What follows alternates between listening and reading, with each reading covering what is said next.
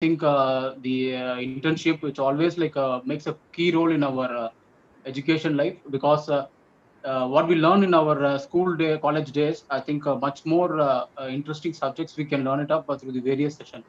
Definitely, this COVID, maybe like we could not able to go for online, offline internship, but this will enable us, I think, by connecting the various industries as well. I think with various knowledge sources across the world to share their knowledge as well as the experiences for all of us. So maybe I think all the final years have joined in our internship. So glad and welcome all of you for this monsoon internship. We also welcome our speaker and our IEA chairman. With a short note, I would like to invite our Bala Murugan to give the welcome address.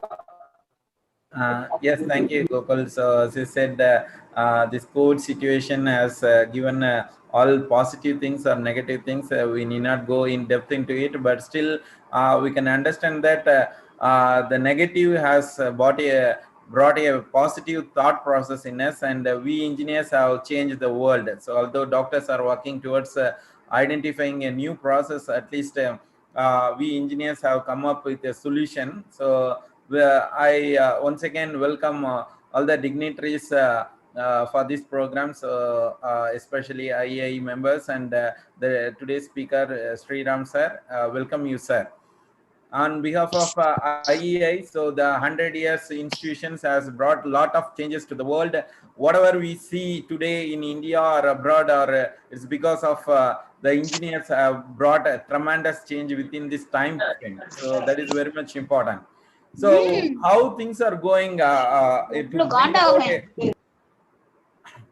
um, how things can be brought about a change in the world is something like a small thing. Whatever we have learned through scientific innovation can be simulated or emulated to brought a big innovation. So that is how engineers have made dams or bridges or roads or gigantic buildings that has come over. But whether it has been passed on to the future society or budding engineers, yes, it's a great question mark. Now institution of engineers have taken up this initiative to connect all such budding engineers and the name called internship. So it's an plan where all the people can interact, and we can also pass on the information that has have been learned by the experienced technographs who are working with all the industries. They can bridge the gap between the education that is theoretical part to the practical part. So that is how the chain is being linked. And we also have a morality in connecting with all such peoples, and we also have an opportunity to interact with the budding engineers too. So the different domains or different colleges, the people would be interacting, and in such a way that we can also have an wonderful idea sharing our thought process. So that is a wonderful opportunity, and also we can gain experience and increase our networking. So that is a wonderful part that we can help out with this program, internship program. And also I need to throw a light on it is about the Ignite 1.0. Yeah, it was an one greater thought process during the summer when the COVID was at the peak, that we connected lot of people, and today their experience have communicated to the other part of the society too. That's how we just got all such people here. So you people are gifted only because that the experienced engineers and technographs wanted to share, and they want to give back to the society, and that's how Ignite 2 have started. And I wish all the best for the students who have joined, and I leave the floor to the entire team. Thank you so much Thank for the you. opportunity. Thank you, Gokul. Yeah, thank you, Bala. I think it's immense pleasure. I think we have our guest also. To say about this internship, I think it's all for the final years of the chemical engineering colleges. We have 5 different colleges who have joined. Sriram Engineering College, Agni College of Engineering, Satyabama, St. Joseph, Dhanalakshmi, these college students have joined almost, I think, a good amount of strength has been done. So definitely, I think this is going to be there for 12 to 15 days. So you are going to be connected with a various speaker. I think today we have the eminent speaker from Chennai Petroleum Corporation Limited. Similarly, you are going to connect with Technip, Petrofac, and abroad like Shell, Dow Chemicals, much more eagerly waiting for it. So with that note, may I welcome our the HOD of Agni College of Engineering, Shri Vidya ma'am, to just give a felicitation address. Thank you, sir. It's given me an immense pleasure in joining hands of this online internship. I think the final year students are going to get their placement within another 3 to 4 months from all the colleges. So definitely this internship will enlighten the students how to face the situation during this pandemic. So the great efforts has been supported and delivered by Mr. Gokul sir, ICHE secretary, so scientist. So we express our thanks, sincere thanks to him. So thank you, sir, for giving and coordinating and accepting our request and make such an arrangement in this short time period. So since our students are feel that already each and every semester during the summer and winter, definitely they will have the opportunity to go for the implant training or the internship in other industries too. But due to this pandemic situation, some students have their thought that we are not able to go, how to overcome this, and how we have to develop some knowledge. We have to gain the knowledge based on the industrial aspects. So with this internship, definitely our students get benefit of center, then Ursagosolutions, and then we thank all the supports from the resource persons from CPCL.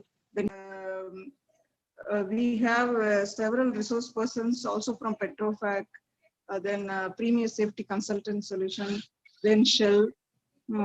So it's a great opportunity for all the students. I think the students can gain in various disciplines from Dow Chemicals, then SIPAM and Petrofac, so IOCL. So definitely students get benefited. And one more request to all the students of this final year from various colleges is that please listen to the talk delivered by the resource person, because it's a great effort done by Mr. Gokul sir. Not only with the specific field, since the chemical engineering has a wide branches of various disciplines, students has to gain the knowledge. So please, it's a great opportunity. From your home, you are listening to the various talks from the industrial persons. So please make use of it and have the adaptability, how the industries are facing, and what is how the application towards the chemical engineering, all these aspects will cover. So please make use of all these lectures and please be benefited.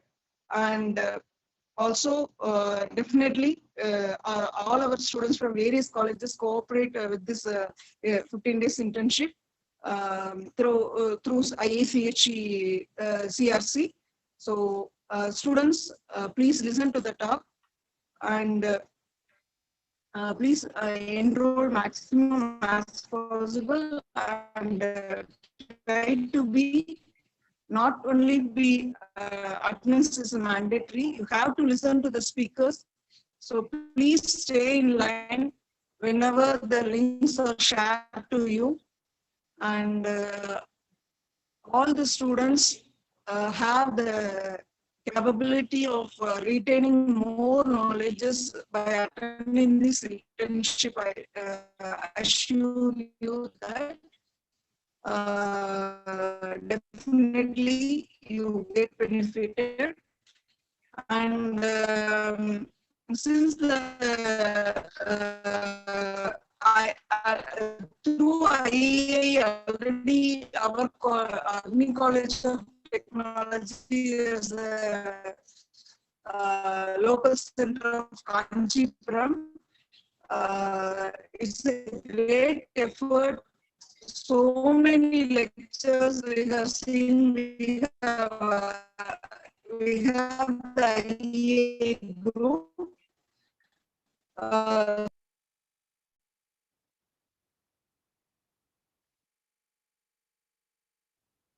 Ma'am, I think your voice is breaking. Yeah. Okay. Thank you so much, ma'am. I think for your felicitation address. We also greetings for Dr. K. Mamalan sir. I think who joined from CPCL, who is a colleague of Sriram sir. Also the IEA committee members who have joined. It's my immense pleasure to invite our IEA through our local center chairman Dhanesh Jairaj sir to deliver this in our learning. Good morning to all. Google, can you hear me? Good morning, sir. Yes, sir. Yes, sir. Good morning, sir. Yes. Good morning to all. Our beloved scientist, engineer D. Google, today's chief guest, Mr. V. Sriram sir, and Dr. J. Balamurugan, a committee member, CNSC, my dear professors, and my dear respected committee members, my dear wonderful students, ladies and gentlemen, good morning to one and all. I'm immensely happy to participate in the Monsoon internship organized by IEI TVLC and Ursagosolutions for the benefit of the young engineers. It is the second internship organized by IEI. As we are aware that the scope for engineering is getting diminished just because of the non-availability of skilled engineers, but the demand for the industry is the same. For example, 14% of the Google employees have not attended colleges, but they got employment just because they are having learning ability, problem solving skills, leadership, and intellectual ability only. So just merely acquiring any degree won't fetch you any employability. So we need to improve our skills on the subject and focused on your subject. Then only we can able to achieve. So this kind of internship will definitely improve your job opportunities for the students. Hence, I request all the students to effectively participate in this internship program and make use of this internship program to clarify your doubts then and then with the faculties, eminent faculties, and excel in your career. I thank Dr. D. Gogol and Dr. J. Balamurugan have taken all their efforts to make this pandemic situation for the benefit of the students and to make you all skilled persons for facing the challenges in the industries having. And I appreciate and congratulate all the Dr. Gogol and Balamurugan and other teams.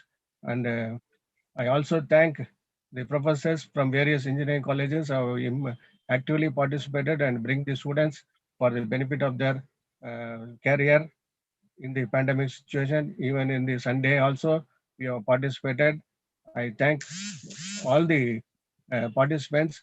The success of the program will only uh, become achieved by just because of the active internship, active participation of the students. Then only we can able to achieve this internship program as a success one. With these few words, I congratulate and compliment all my team members for the wonderful internship, especially for the students. I request all them, I wish them a very, very wonderful year. Thank you, one and all. Thank you. Thank you so much. I think you are always being a leader for our sir. Definitely, I think you are under your leadership. I think Ignite 1.0 is completed. Now we are initiating Ignite 2.0. Definitely, I think the students will engage themselves in making this internship in a greater movement.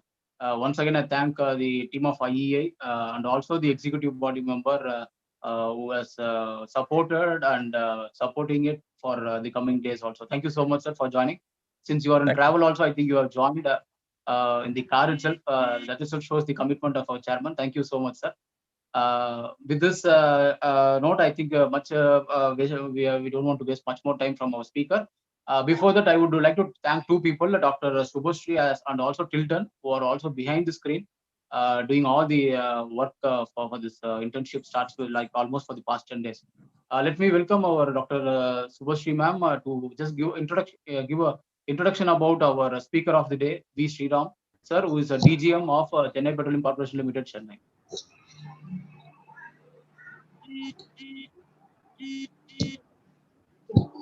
Thank you, sir. Good morning, everyone. Uh, so it's indeed a pleasure to introduce our chief guest, Mr. V. Sriram. He is a chemical engineer from University of Mumbai and has done his MBA with specialization in finance from Indira Gandhi National University. Over 30 years of experience at CPCL, he has hands-on experience in the areas of research and development, process engineering, operations, environment protection, and safety. He has handled many energy conservation projects in his company. He was selected as CPCL's chief coordinator for the refinery benchmarking exercise. He is a team leader for CPCL Sustainable Development Reporting and has over 15 technical papers in various national and international forums. He has given several guest lectures in oil industry and academic circles like engineering colleges on various topics like sustainable development and climate energy, energy conservation measures, refinery unit operations. He was also instrumental in conducting CPCL's cyclothon and walkathon rallies during 2018-19 to promote energy conservation in the public arena. He is also in charge of ISO activities and overlooks the implementation of new sustainability standards for environment and occupational health and safety management system. He is a member of Institute of Directors, Indian Institute of Chemical Engineers, Indian Association of Occupational Health. He is also chairman for New and Renewable Energy Resources and Fuel Users Association of India, that is NFUSE. He is also actively involved in propagating energy conservation in public forums in association with Petroleum Conservation Research Association (PCRA) and National Productivity Council. Hence, I hereby invite Mr. V. Sriram to enlighten our student community on the proposed topic carbon neutrality. Thank you.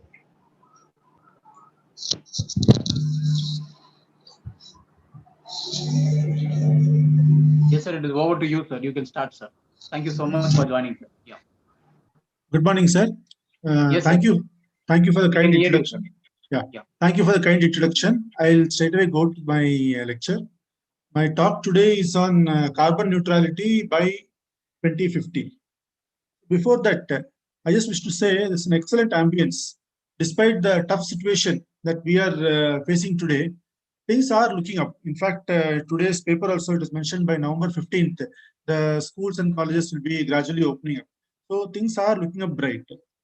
Also, Institution of Engineers India and Ursagosolutions have done an excellent job in organizing this event through the online platform to reflect on our environment for the future prospective chemical engineers.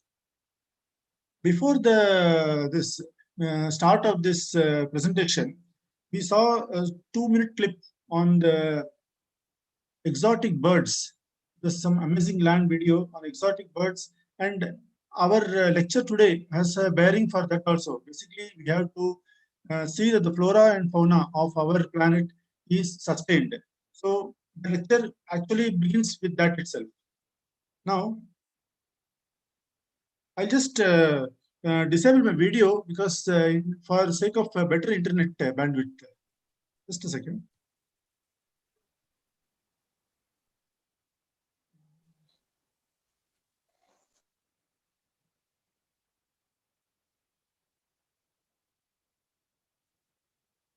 Is it visible?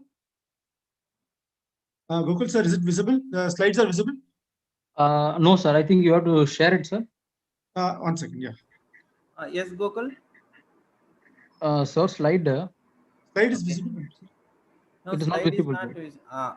it's Now about. you are sharing, sir. Yeah, now it is visible, Yes, sir. sir. Now it's Okay. Okay.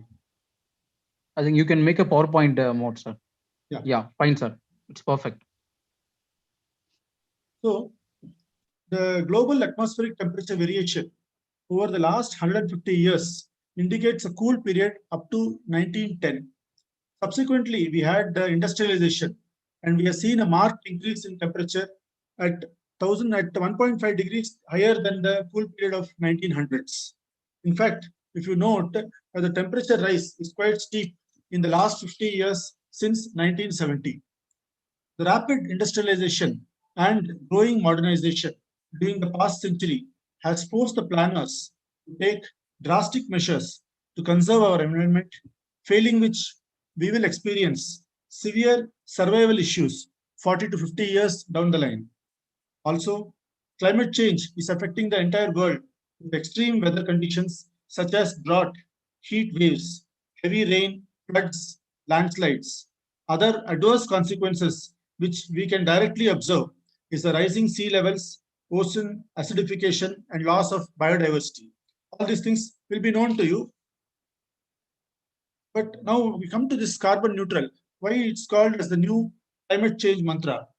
Carbon neutrality is today a global aspiration in our drive towards environmental protection and to combat the climate change. What is carbon neutrality? Carbon neutrality, or you can say having a net zero carbon footprint, means to achieve net zero carbon dioxide emissions by balancing the carbon dioxide emissions with the carbon offsetting, or by eliminating the emissions altogether. This balance we can achieve by either downsizing our fossil fuels usage in our energy basket or shifting towards cleaner fuels and renewable energy sources, or both. Focus today is on maximizing the carbon sinks such as oceans and forests to offset these emissions. Oceans are our main natural carbon sinks as they absorb about 50% of the carbon is emitted to the atmosphere. Corals, fish, algae, and other photosynthetic bacteria are responsible for this capture. Similarly, forests also serve as a major carbon sink, and that has to be augmented. It should go for afforestation and reduce the deforestation. Carbon sequestration is done through photosynthesis in the forests and other woodland areas. One pertinent point to note here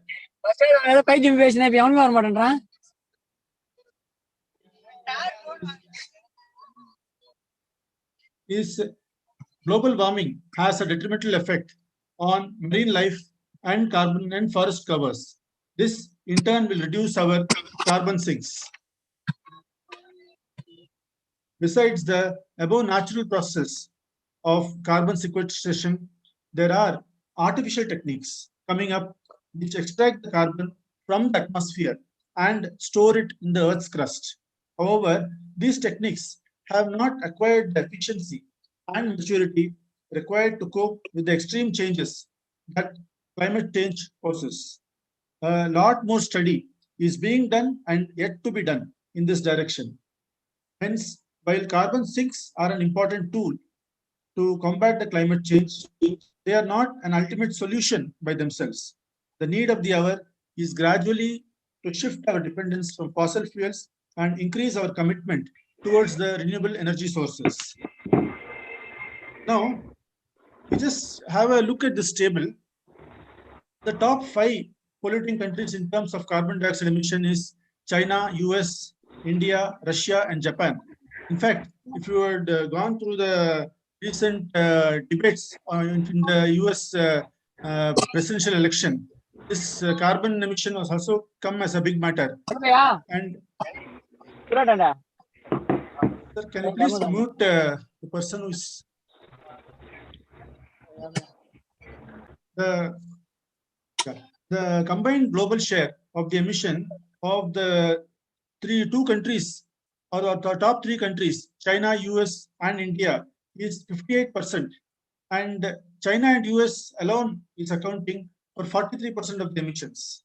Now, The primary source of the carbon dioxide emissions in China is coal, burning of coal, which comprises 70% of the total energy. China is one of the largest importers of oil and contributes to large carbon dioxide emissions through usage of motor vehicles. Now, the next polluter, if we come, US, the largest source of CO2 emissions here comes from power generation, transportation, and industry. US economy is heavily reliant on the transportation sector, burning petroleum for trucks, ships, trains, and planes. Consumers depend on their cars as the primary means of transportation, thereby contributing to the carbon footprint through gasoline and diesel. Now, the third polluter, India. India is the third largest emitter of CO2 in the world. And as our economy marches towards urbanization and industrialization, consumption of solid fuels such as coal has skyrocketed. Coal as a source of electricity is rising from 68% in 1992 to 75% in 2015 and still going up. These numbers are a little old, but the trend is still on the upward rise. One common thread in the high CO2 emitting countries is the continued reliance on abundantly available coal for their energy needs. But in spite of all these things, there is a silver lining in this cloud. Quite a few countries are working towards a net zero carbon goal by 2050. A few of them I have listed here, such as Austria, California, Canada, Chile, Denmark. Each of them have their own plans. But if we see, Bhutan is presently the only carbon negative country amongst the countries which are aiming for carbon neutrality. Many countries such as Austria, Canada, Chile, Denmark, European Union have taken baby steps by enacting laws or submitting a policy document to United Nations on their strategies to achieve the carbon neutrality. Besides this, there are few other countries which have also demonstrated their commitment. Britain has codified the net zero goal into a law. Chile is working on a law that would make its net zero goal mandatory. Finland and Norway are aiming for carbon neutrality by 2035. New York and California are also racing. These are the states racing to get to net zero by 2050.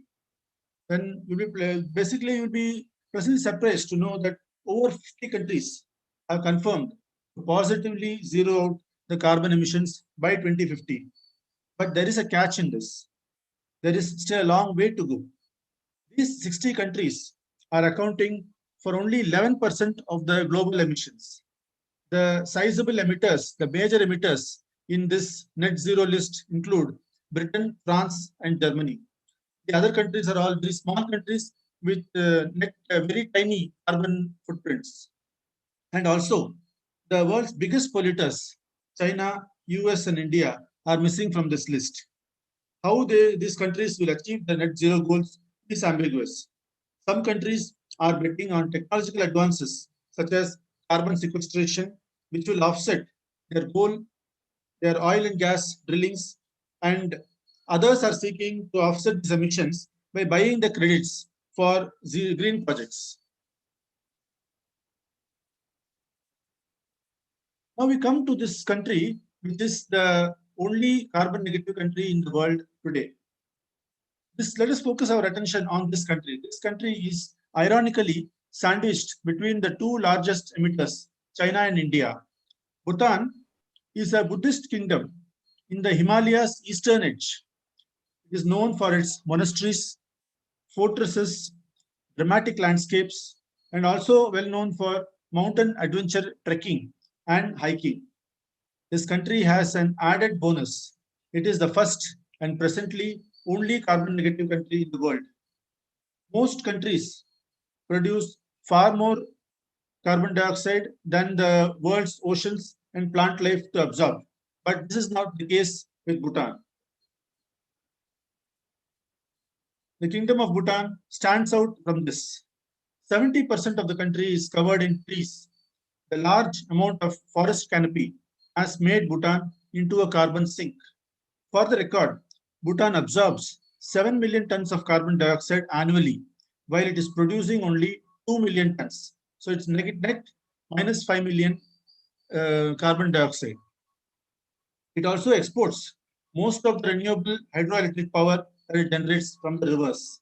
As I mentioned at the beginning of my address, two primary sources of carbon sink are ocean and forests. Bhutan is using both of them very judiciously.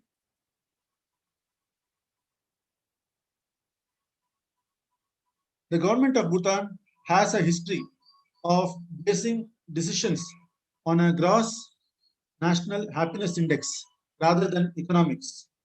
This gross national happiness was actually coined by the fourth king of Bhutan, King Wangchuk, coined this phrase GNH in 1972. He had declared that gross national happiness is more important than gross domestic product. GNH, sorry, GNH has got 9 domains and 33 indicators. So I'll mention here, basically the 9 domains stand for psychological well-being, health, time use, education, cultural diversity and resilience, good governance, community vitality, ecological diversity and resilience, and living standards. Although Bhutan is working towards GNH, but if you see by the index, it is actually not in the top of the list. That is because its gross national happiness index depends on various factors. It includes both the traditional areas of socio-economic concern, such as living standards, health, education, and also the lesser traditional aspects of culture and psychological well-being. It is a holistic reflection of the general well-being of the population. One second.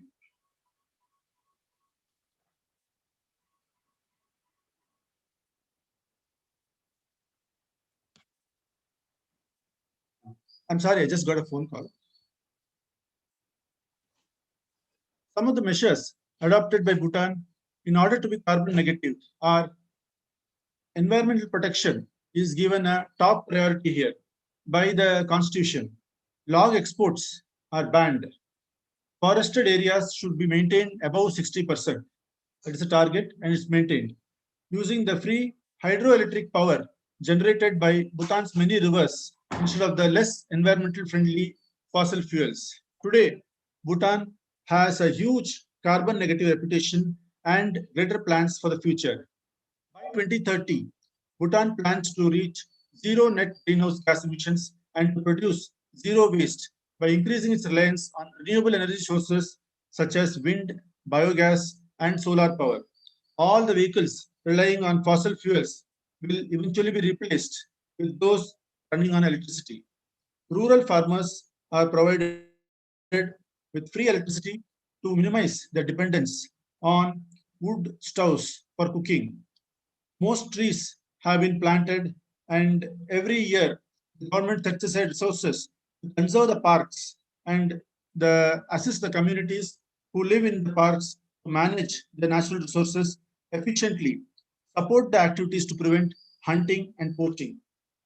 This carbon negative country has shown the world how to address the burning issues of climate change with compassion, commitment, creativity, and come out on top. Now, coming to the plans of the other countries in the world, how to march towards this carbon neutral by 20. In fact, one of the cities which are actually planning to go towards carbon neutral by 2025 is Copenhagen. I just explain it as a test case. Copenhagen aims to become the first carbon neutral capital by 2025. The bicycles are already a popular mode of transport there. The efficient transit systems from extensive cycle lane networks, buses, and trains are impossible to ignore. Transition of its energy supply to sustainable resources, retrofitting the buildings with green technology, making improvements to waste management, public infrastructure, and mobility are all on the agenda. Over half of the expected cost will go on retrofitting the city buildings to improve the energy efficiency.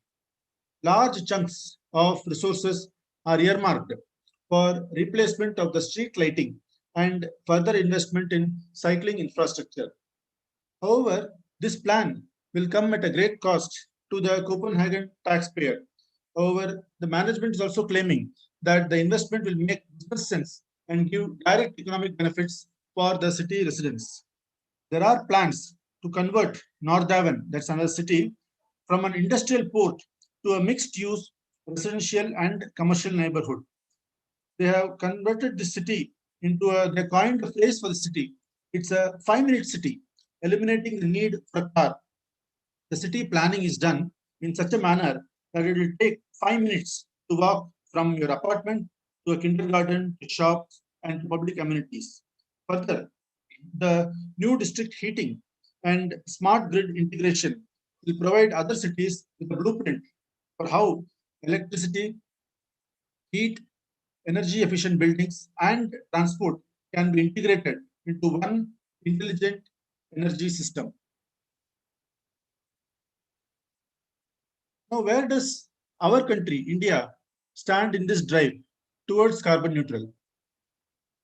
Indian government has pledged a 33 to 35% reduction in the emission intensity of its economy by 2030 with the base level of 2005. That is basically we have to reduce our energy consumption from 2005 levels by 30 to 35% by 2030. The major sectors to be considered are energy, transport, industry, waste management, and agriculture. Coal makes up half of our local revenues in some of the states in India. Hence, a shift away from coal will have huge political and financial implications. India has the world's 5th largest car sales, and this trend is expected to grow with rising incomes and urbanization. This will have very serious implications on the oil consumption pattern. Our railway system is the 4th largest in the world, and 1/3 of India's land freight is carried by rail. Half of the conventional rail tracks have been electrified. India's forest cover has increased in the recent years, and the long-term goal is to bring 33% of its area under forest cover, up from 24% in 2013. However, implementation of its pledge will depend on climate finance, technology transfer, and capacity building support from the developed countries. These 3 factors will play a primary role in whether we are able to meet the target. Why is going carbon neutral important for our cities? Or to put in a simpler manner, why are we focusing only on the cities? Well, Indian cities are growing at a rapid pace, and the urban population is expected to rise by 450 million in the next 3 decades. With the rapid rise of urbanization, we are bound to face multiple challenges such as compact urban planning, a need for better transportation, tighter environmental controls like waste management. So in short, city is where the pollution is the most. Investing in building efficiency, public transport, and small-scale renewables can create new and better jobs. Low-carbon cities will reduce the amount of cars on the road and invest in high-quality sidewalks, cycle lanes, and public transport. Air pollution associated with the coal-fired power plants, waste burning, and private cars is also minimized. Investing in a new power generation technology to decarbonize the electricity grid, demonstrating green technologies, enhancing local government fiscal and technical capabilities will make a huge platform to regulate the low carbon development. We have sporadic success stories such as the expansion of the Mumbai Railway, the Hyderabad Metro, the bus rapid transit networks established in Ahmedabad, Bhubaneswar, Indore, Pune, Surat. But these are all sporadic in nature. It has not been a systematic plan. Creating an extensive rapid transit network is an important step. Then coming to the construction sector, a mass shift to sustainable technology is required.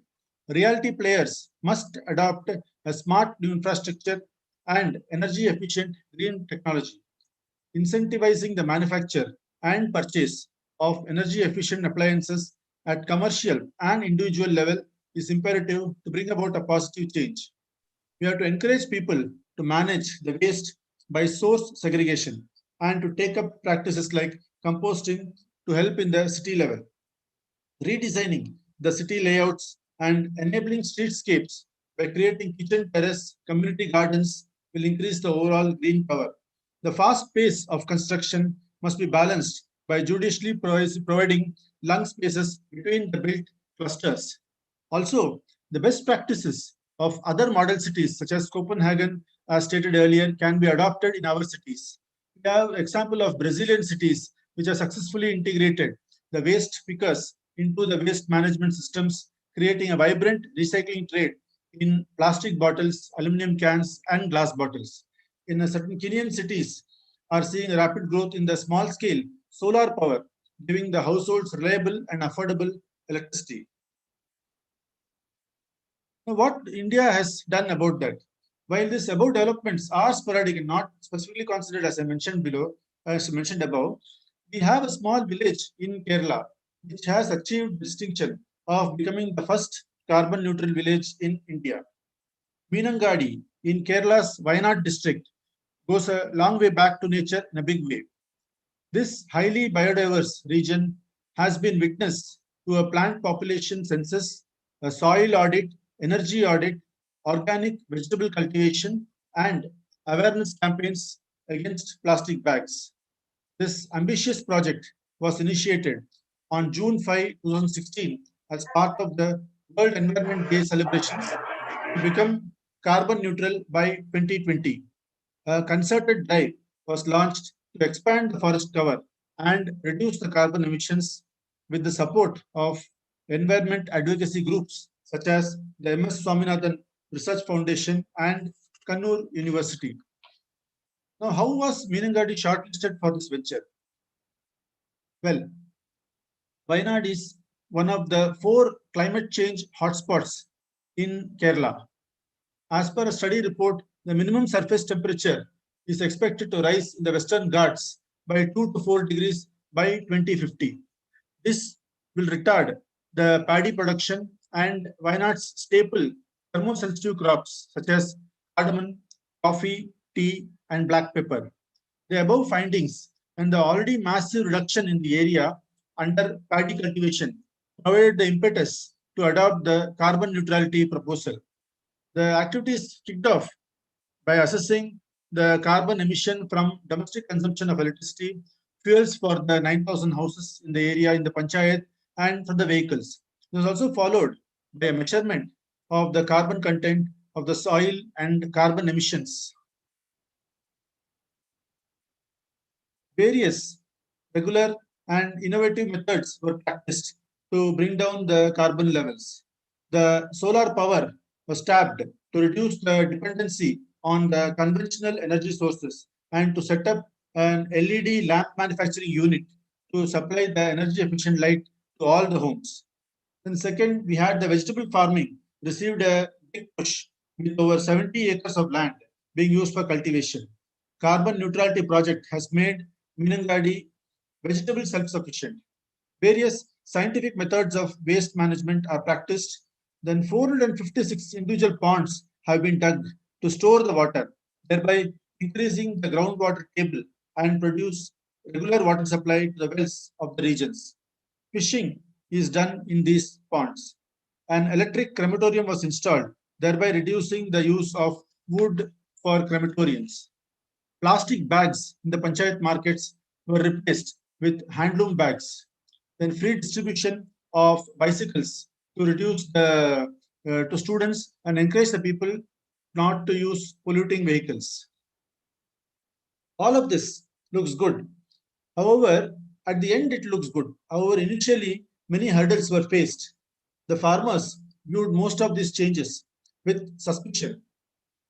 There were many protests against the Gadgil Commission, which had recommended for strict measures to protect the Western Ghats, a World Heritage Site, from human interference.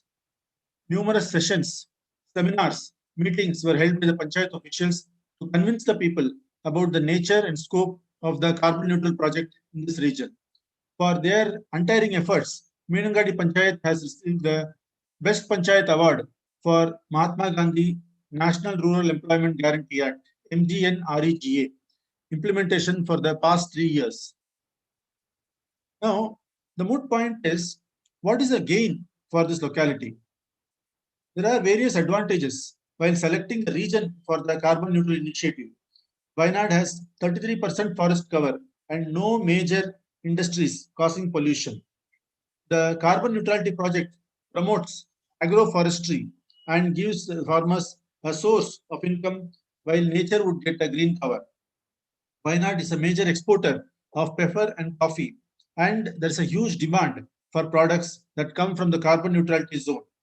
Further, last but not the least, Meenangadi farmers can market their products with a carbon neutral tag, which will fetch the farmers high price for their products. Now, coming to an industry perspective, I'll just state a few of the initiatives which our company has undertaken. Our company, Chennai Petroleum Corporation Limited, is a standalone petroleum refining company which processes crude oil and produces various products such as LPG, gasoline, ATF, aviation turbine fuel, diesel, lube oils, wax, asphalt, etc., through a combination of primary and secondary process. Our fuel consumption, our energy consumption, fuel and loss component is around 9 to 10% of the total crude oil processed. The fuel components used are basically in the boilers and furnaces are fuel oil, fuel gas, and naphtha. Now, recently, we have taken certain steps like replacing this fuel oil and naphtha with RLNG, that is rarefied liquefied natural gas, which is a cleaner fuel in most of the furnaces and boilers. This has reduced the carbon dioxide, sulfur dioxide, and particulate matter emissions. The excess low purity hydrogen, which was earlier routed to fuel gas, is now recovered as a valuable byproduct. That is, for the refinery off gases, we used to get a low purity hydrogen of 70 to 90% purity, and that is again further treated to recover the hydrogen. Fuel gas, which was earlier routed to flare, is minimized and is used in other areas such as our sulfur recovery units incinerator. Then we are supplying 100% BIS6 diesel and petrol to the market from April 20 onwards to reduce the SO2 emissions. The parameters of all the process heaters, boilers, gas turbines is connected to the Tamil Nadu Pollution Control Board and Central Pollution Control Board, and the real-time data transfer is continuous. We have 6 ambient air quality monitoring stations connected to TNPCB and CPCB, and alternate energy sources such as solar and wind power in Pushpatur, Coimbatore is there. We have 22 machines. Then we have a transfer of products to the customers through pipeline, avoiding the rail and road movement, thereby eliminating pollution by tank, truck lorries, and tank wagon lorries. Now, what is this having the implications? The fuel quality has improved. The sulfur norms for the petrol and diesel are becoming increasingly stringent as laid down by the government norms. If you see our diesel, it had a spec of 10,000 ppm or 1% sulfur spec in the diesel. Today the spec is 10 ppm. So from 10,000 ppm, we have reduced it to 10 ppm. Similarly, in our petrol, from 2000 ppm, it is now 10 ppm. All this means more more investment to reduce the sulfur levels. We need more investment for which there is no major returns, but it's only for a cleaner environment. And since the specification has become more stringent, we cannot sell it without bringing it down to those levels. So these are the steps which have been taken.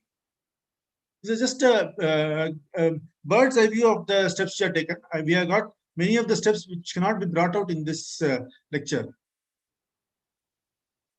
Similar to our refinery, many other refineries and other industries have also actively involved in bringing down the emissions. The government, through the Bureau of Energy Efficiency, Ministry of Power, is actively monitoring the performance of all the industries through its PAT framework. PAT stands for Perform, Achieve and Trade, in its quest to bring down the emission level by 35% by 2030 as compared to 2005 levels. In the PAT cycle 1, that is, we had 8 industries: the power, fertilizer, iron and steel, paper and pulp, cement, textile, aluminum and chloralkali. All the companies falling under each of these industries were coming in that PAT cycle 1. And in that 8.67 million tons of oil equivalent reduction was observed from the 427 customers in the 8 industries. Subsequently, the PAT cycle 2, 3 more industries have been added: refinery, railways, and electricity discoms. And the target reduction was 13.5 MTOE. We have achieved almost 18 MTOE reduction from this 3 additional industries.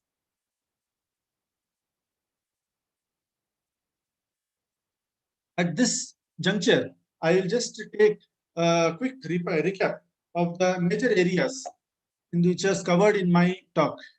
We have covered the whole gamut of issues in this drive towards carbon neutrality. We have seen global warming, its adverse impact on the environment. The solution lies in broadening our carbon sinks and phasing out the fossil fuel consumption. We have seen major carbon dioxide emitting countries and the reasons for the same, besides the various steps taken by global leaders in coordination with United Nations to zero out the carbon emissions. The measures taken by Bhutan is truly appreciable, and we have a lot to learn and follow from this small country. The problems faced by our country and the steps taken in minimizing the emissions was also briefly touched upon. We had the Meenangadi's success story in achieving the carbon neutrality in a short period of time. And coming to the industrial part, I just given an example of our company CPCL's initiatives towards the cleaner environment and showcasing the role of industries in achieving the overall objective of our government. We now come to the pivotal role played by each and every individual of the society. In fact, individuals make a nation. One might observe how an individual could make an impact or a difference to the present scenario. Let me put it this way. Every change starts with a small step in that direction. If each of us decide to go by rule, show civic responsibility, and make this change a habit, we can be assured of a cultural shift from indifference to involvement, careless wastage to responsible user of resources, conserving more than what we consume. A few of the do's and don'ts have been illustrated here. Do not be unaware of the ground realities. Do not ignore the warning signals. Do not misuse available resources. As Swami Vivekananda's slogan was there, awake, arise, and stop not till the goal is reached, is apt, I think, at this point of time. Let us ponder how we can contribute in our individual capacity in the home front. A few examples are given, like turning off the lights, filling the kettle with only as much water as you want, planting trees, doing your weekly shopping in a single trip. Then in the office, where no more plastic disposable cups, and power down when you leave, switch off the lights. In fact, there is a general tendency that the light is switched on and then left. Similarly, during transportation, using the bus, using carpooling, then for short journey, take either walk or use cycling. There are a few examples are just put here. Basically, what I wish to say is a multi-pronged approach collectively by every individual can make the dream of carbon neutrality a reality. At this juncture, I would just like to reflect on what this carbon neutrality requirement of society means for all of you young engineers. Basically, I have split up into 3 parts. You have to understand and adapt to the requirement of the society. That is a key for your success. You need to hone your general skills such as communication, interpersonal skills, basic computer skills, which most of those will be having by now, and organizational skills. The first, second, and fourth have to be developed by each and every one of you. then you have to be thorough in your specific skill sets in core areas, analytical skills, troubleshooting skills, and numeracy skills. Bonding between these two, and finally, last but not the least, don't lose your sight of the bigger goal of society, of the industry, and look, but understand the needs of the society, the sustainable development pillars of economy, ecology, and social requirements. That is what the industry is working for. See, environment concern is a big concern today. It's a threat, but understand that where there is a threat, there is an opportunity. Green carriers will provide various openings in the public sector, the private sector, and non-profit sector. And in public sector, as you can see, central government, state government, local government, private sector, we have openings in corporations, consulting firms, sole proprietors, and non-profit sectors such as research, community development. And also work activities we can see on various fronts such as lab, field, planning and design, policy making, that is the pollution control boards. Then we have the regulatory compliance, we have the public information research and information management and public relations. These are the areas where there is scope for these green carriers. The industries are, before coming to this slide, I just want to mention one point today. In the one of the points which came in the news, and it was an article by Cisco. They had mentioned that the it was mentioned that the pandemic triggered, I'm just quoting it from what is mentioned, the pandemic triggered work from home model has flattened the socio-economic curve through wealth distribution and job creation in small towns and villages. This has contributed to the growth of rural economy. Basically, what coming to say is this work from home is also an opportunity for us, whether we are seeing this virtual webinar or in the other aspects of learning, which has seen a big jump.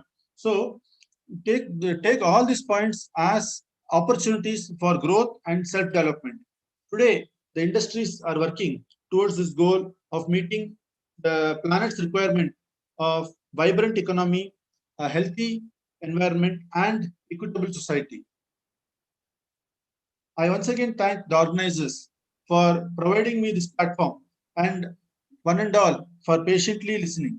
Any questions I'm open to right now. Thank you. Yes, sir. Thank you. Thank you so much, sir. I think it's something like a high-opening session, we can say, because more than talk about technology as well as technical, I think this is the need of the hour. Because of that, I think the entire world has to pump lots of money for making a carbon footprints, and because of the big climatic change is happening, and there's lots of scenario changing is happening, even in industrialization, and job loss is happening, and maybe we can even say the COVID is also because of the environment threat. So today, the complete the economy of world has decreased. It's because of what we are not taking care of the Earth, Mother Earth, and also the environment. So definitely, as a chemical engineer, I think everybody should think about the greener world, as well as how we can able to. Our Sriram sir has clearly said, as an individual role, what you can do. It's not the big thing you want to contribute, like converting our Wayanad village into a carbon-free, or Bhutan. It's a small country. I think it is not even bigger than the Chennai or Tiruvallur district. Even a small country could be able to say to the complete world, we are always having a carbon negative. So I think other people can mute it. Yeah. So in such a way, I think you have narrated in a wonderful way, sir. Thank you so much for joining. The students can have some any QA is there, they can open up, or even you can drop in the chat box.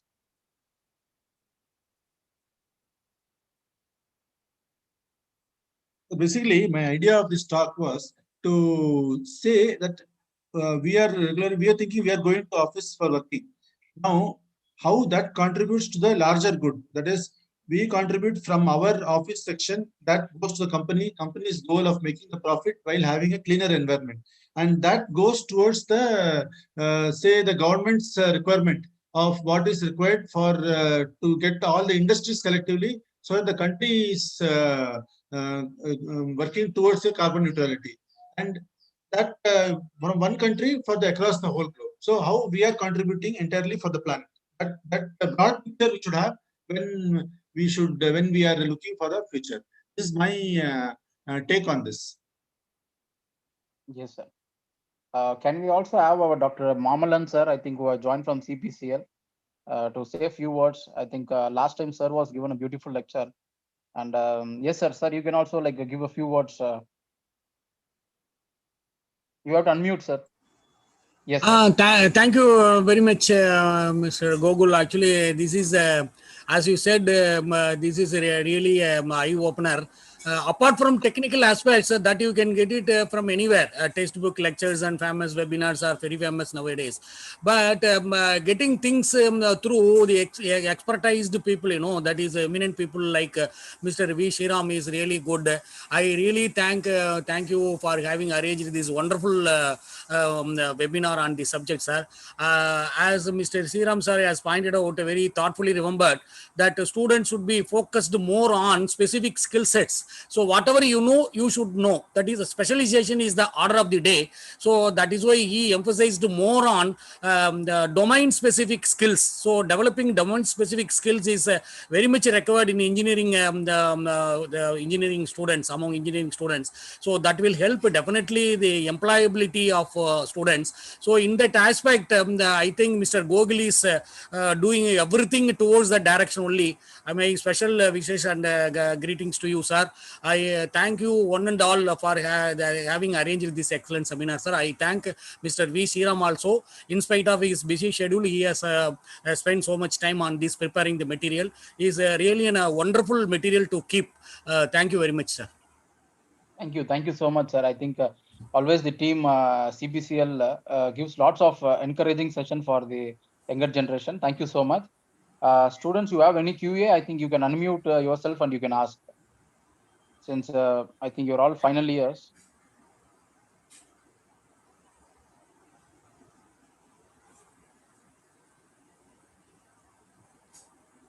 I think any QA is there?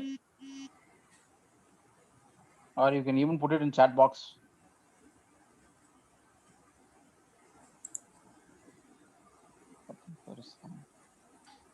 I think Mohammed Marzouf has asked one query, sir. What is difference between chemical and environment engineering? Because today's session also suits for environment engineering. Yeah. See, environmental engineering is more specialized. Like after finishing your chemical engineering, some of you may be planning to do your MS or in India itself, we are doing through IIT, maybe planning. So that's a specialization for if you are looking for the environment. This you are diversifying, you are shifting towards it. Chemical is a general course. It can fit for anybody. It can go for refineries or it can go for a paint industry or anything. But when you're coming to environment, it is a little bit more specialized area.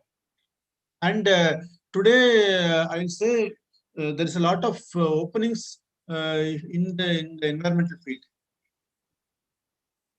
Yes, sir. Yes, sir. Rightly you said. Each and every corporate, I think now they are having this environment department separately, safety, Yes. and even this carbon credit. I think they are making a separate sustainable department. They are making it up.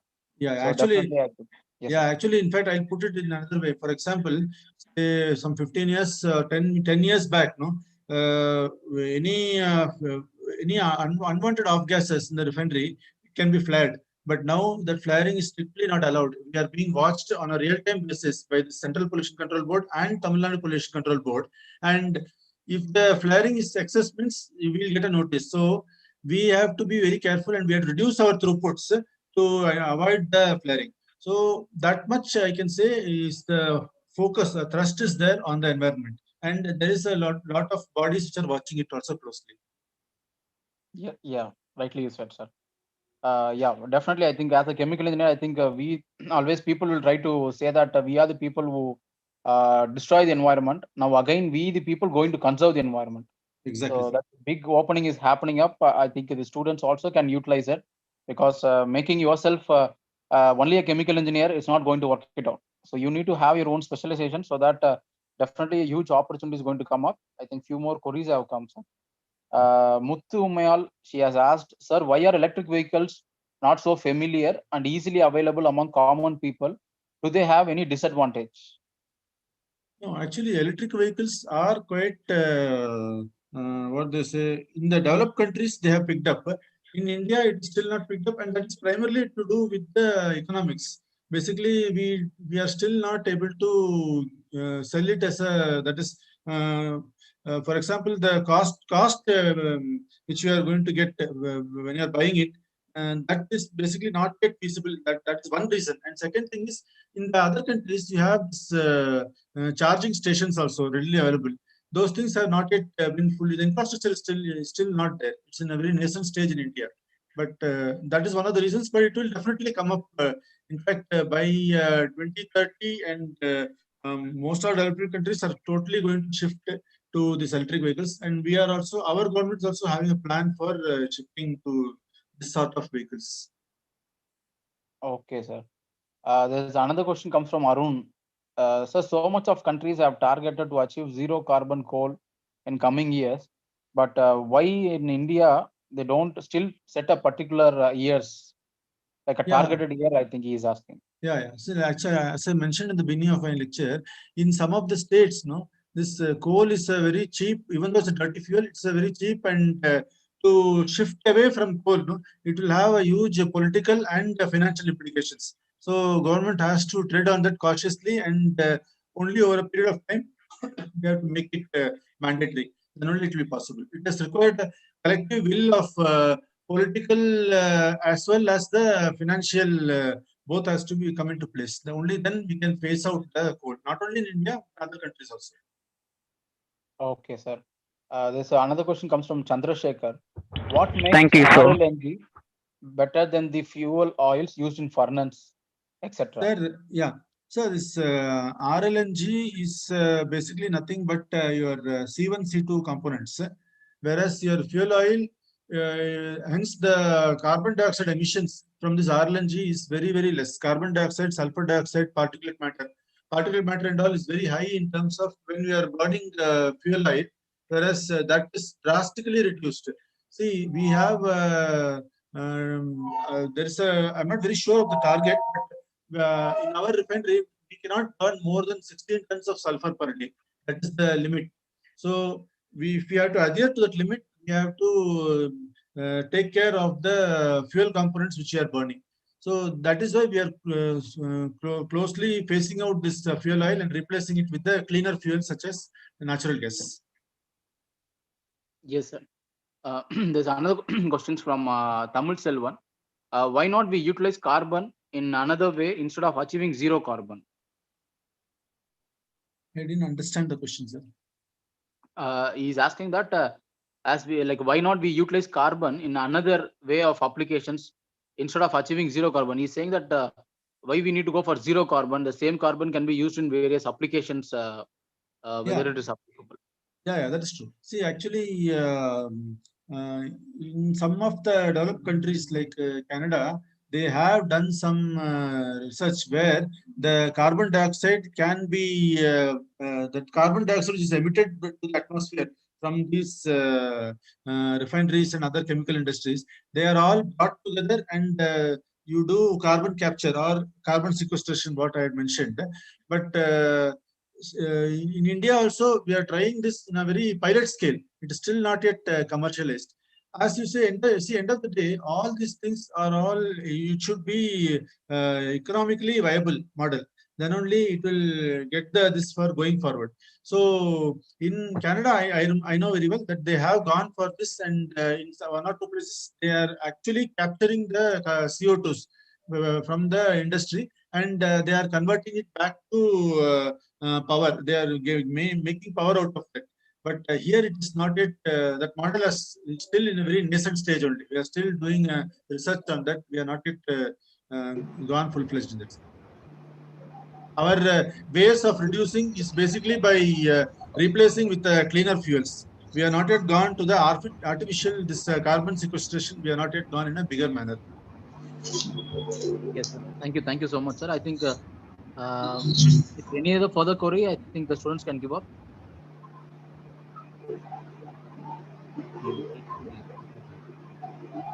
One more has come from Mohammed. Other than CO2, there is also CFC, which pollute environment.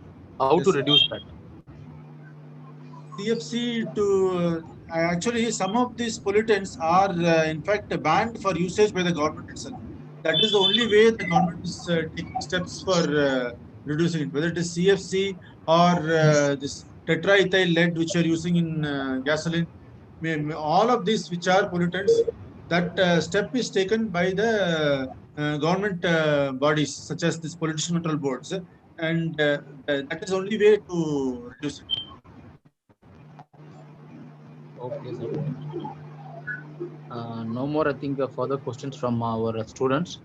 So thank you so much, sir. I think for Yeah. giving such a wonderful session, as well as I think the handling of QA session. I think you have given a right answer. What? I'm very happy with the question and answer session because I'm happy that my talk has been heard and people have asked good relevant questions. Yes, sir, definitely. Because I think they're all final year student. I think they'll have much confidence, and already they learned about all the subjects. Now, as you said, like this carbon credit is going to be a new topic, but it's an emerging topic and need of the hour. So instead of we go and talk about more on unit operations, and these are going to make it up for something so different in coming days in the point of chemical engineering industries. Thank you so much, sir.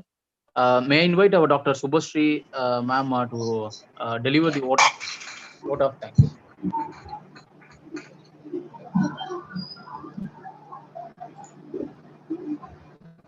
Yes, sir.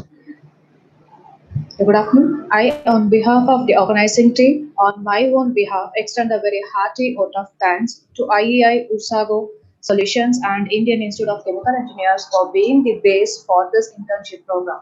A big thanks to Mr. V. Sriram, Deputy General Manager, Team Leader, Sustainable Development (CPCL), for his efforts towards explaining the steps to reduce carbon footprint, starting with measuring the total carbon footprint to offset the balance of what can be reduced, and insisting that countries are moving towards the thought gross national happiness is more important than gross domestic product, and on India's commitment on drop in emission intensity by 2030 shift towards renewables or nuclear resource with challenges on climate dependence.